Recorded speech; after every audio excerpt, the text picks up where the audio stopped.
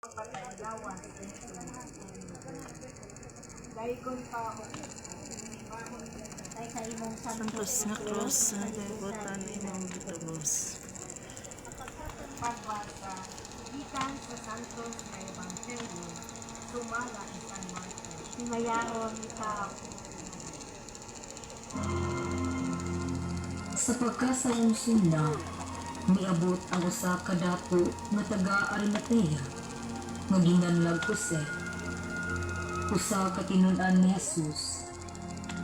Miadto siya kang Pilato, ug gipangay niya ang lawas ni Jesus.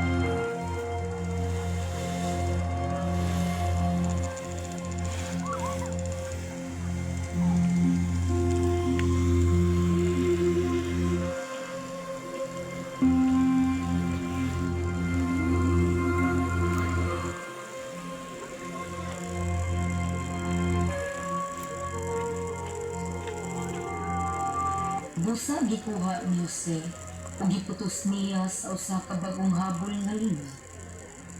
Ug gipahimutang niya sa iyang kaugalingong lubnganan nga bag-o pa lamang niyang gilungan diha sa usa ka bato. Unya giligid niya ang usa ka dakong bato aron pagsira sa pultahan sa lubnganan ug milakaw siya.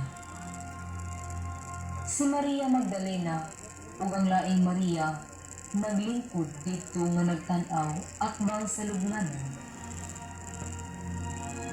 Pagkasunod adlaw, nga mao ang adlaw ipapahulay, ang kadagpuan sa mga pari ug ang mga Pariseo nakikita kang Pilato ug mingon sila. Sir, nahinumdum kami nga sa buhi pagkatong bakakon, miingon siya. Mabanaw ako sa ikatulo ka adlaw. Busa, pabantay pag-ayo ang lubong hantod sa ikatulo ka adlaw. Aron dili siya matawat sa iyang mga tinunan. Ug unya manugilon sila sa mga tao nga nabanaw siya. Kini ulahing bakat, mahimo unyang labing dautan kaysa una nilang bakat. Dusa, mingon si Pilato kanila. Pagdala ka mo gwardiya, o gwardiyahin ninyo ang pag-ayo ang ilang lubong. Busa nanlakaw sila ug aron pagsiguro nga walay makahilabot sa lubong. Ilang gibutangan o paligpon ang sira sa lubong ug gipagwardyahan.